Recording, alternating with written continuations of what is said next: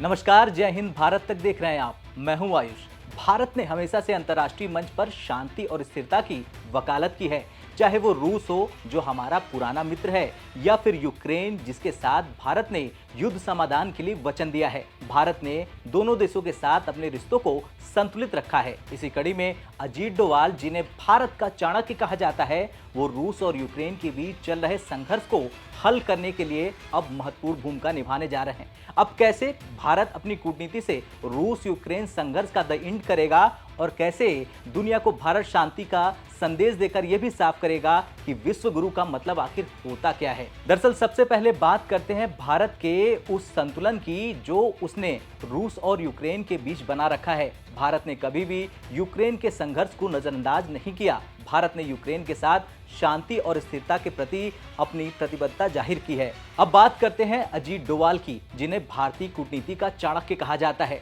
डोवाल की समझ, उनकी रणनीति और उनका धैर्य भारत की विदेश नीति को नई दिशा में ले जाने में महत्वपूर्ण भूमिका निभाता है। जब भारत के प्रधानमंत्री नरेंद्र मोदी ने रूस के राष्ट्रपति व्लादिमीर पुतिन के साथ फोन पर बातचीत की, उस वक्त दोनों प्रमुखों ने इस संघर्ष को लेकर बातचीत की, जिसके बाद अब डोवाल को इस संबंध में एक खास मिशन पर रूस भेजा जा रहा। डोवाल का दौरा न केवल रूस यूक्रेन संघर्ष पर ध्यान केंद्रित करना होगा, बल्कि वो आगामी ब्रिक्स शिखर सम्मेलन से पहले महत्वपूर्ण कूटनीतिक वार्ताओं में भी भाग लेंगे। रूस के राष्ट्रपति व्लादिमीर पुतिन ने हाल ही में ये कहा था कि भारत इस क्षेत्र में जारी संघर्ष को सुलझाने में महत्वपूर्ण भूमिका निभा सकता है। पुतिन का ये बयान बताता है कि रूस भारत की कूटनीति और उसके न्यूट्रल रुख पर कितना भरोसा रखता है। पुतिन ने 3 देशों का नाम लिया जिनमें भारत भी शामिल था, जो इस संघर्ष को सुलझाने के लिए ईमानदारी से प्रयास कर रहे हैं। इन सब में डोवाल की भूमिका बहुत अहम होने वाली है, क्योंकि भारत अब रूस और यूक्रेन के बीच कूटनीतिक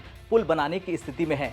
अजीत डोवाल की ये यात्रा सिर्फ रूस यूक्रेन संघर्ष के समाधान तक सीमित नहीं है। वो ब्रिक्स एनएसए बैठक में भी भाग लेंगे, जो अक्टूबर में कजान में आयोजित होने जा रही। ये बैठक ब्रिक्स सदस्य देशों सऊदी अरब, यूएई, ईरान, मिस्र और इथियोपिया के समूह में शामिल होने के बाद पहली बार हो रही। इस बैठक के दौरान डोवाल अपने रूसी समकक्ष और ब्रिक्स के अन्य सदस्य देशों के प्रतिनिधियों से मुलाकात करेंगे। जुलाई में मॉस्को शिखर सम्मेलन में जिन मुद्दों पर चर्चा हुई थी, उन पर आगे की रणनीति को लेकर भी बातचीत होगी। इसके अलावा डोवाल की उनके चीनी समकक्ष से भी मुलाकात हो सकती है, जो भारत चीन संबंधों को लेकर एक महत्वपूर्ण घटनाक्रम साबित हो सकता है। भारत ने हमेशा से वैश्विक शांति और स्थिरता की वकालत की है, चाहे वो संयुक्त राष्ट्र हो या फिर अन्य अंतर्राष्ट्रीय मंच। भारत ने युद्ध और संघर्षों को समाप्त करने के लिए हमेशा न्यूट्रल रुख अपनाया है। खैर, देखना तो ये होगा कि भारत किस तरह से रूस और यूक्रेन जंग को खत्म कराता है और दुनिया को बड़ा संदेश देता है। आपका क्या कुछ कहना है जिस तरह से एनएसए अजीत डोवाल रूस के दौरे पर जाएंगे और खत्म करेंगे रूस यूक्रेन जंग को?